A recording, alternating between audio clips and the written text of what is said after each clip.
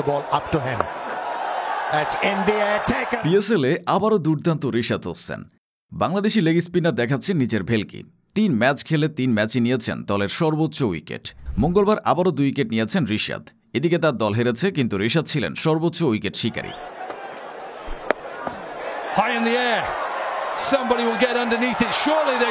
Pakistan super লিগের এবারের আসরের বড় চমক হয়ে দেখা দিয়েছেন রিশাদ।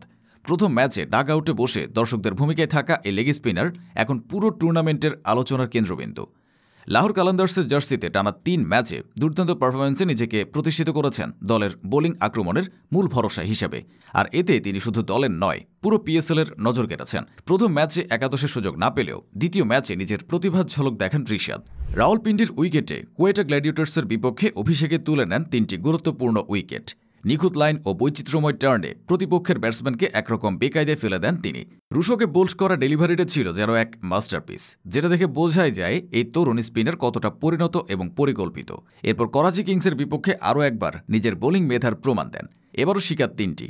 4 ওভারে মাত্র 26 রান দিয়ে ম্যাচ স্পিনের কারিশমা ছড়িয়ে দেন রিশাদ। টানা 2 ম্যাচে 3টি করে উইকেট তুলে নিয়ে হয়ে যান পিএসএলের তখনকার সর্বোচ্চ উইকেট শিকারী। একজন তরুণ স্পিনারের এমন আত্মবিশ্বাস, নিয়ন্ত্রণ এবং ধারাবাহিকতা নিঃসন্দেহে বিস্ময়কর। তৃতীয় ম্যাচে আরও বড় পরীক্ষা ছিল তার সামনে। মুলতান সুলতানসের ভয়ঙ্কর ব্যাটিং লাইন আপ। পাওয়ার প্লেতে 79 রান তোলে মুলতান।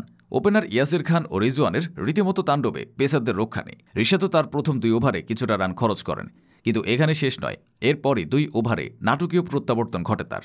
তৃতীয় ওভারে মাত্র 5 রান দিয়ে উসমান খানের গুরুত্বপূর্ণ উইকেট তুলে নেন। আর চতুর্থ ওভারে ফেরান অ্যাস্টন টার্নারকে। যদিও পুরো স্পেলে 45 রান দেন, তবুও 2 উইকেট তুলে নিয়ে দলের সর্বোচ্চ উইকেট শিকারী হয়ে যান তিনি। 4 ওভারে 2 উইকেট, এর মানে শুধু সংখ্যাই নয়, বরং প্রতিপক্ষের বড় জুটি ভাঙার মুহূর্তটাই এখানে গুরুত্বপূর্ণ।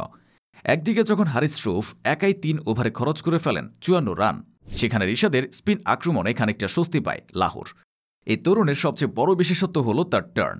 যেখানে বাকি স্পিনাররা গড়ে 1.5 ডিগ্রি টার্ন পাচ্ছেন, সেখানে রিশাদ পাচ্ছেন 3 ডিগ্রির বেশি। এটা নিছকই পরিসংখ্যান নয়, প্রতিপক্ষ ব্যাটসম্যানদের চোখে মুখের অস্থিরতায় তার প্রমাণ। বল বোঝার আগে যেন তারা উইকেট হারিয়ে ফিরছেন।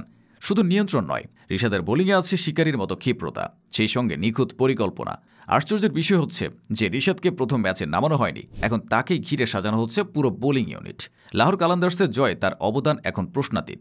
আর পুরো বাংলাদেশের ক্রিকেট প্রেমীরা তাকিয়ে আছেন এই তরুণ স্পিনারের দিকে, কেননা লিটন দাস চোটে বাইরে, নাহিদ রানা এখনও দলে সুযোগ পাননি।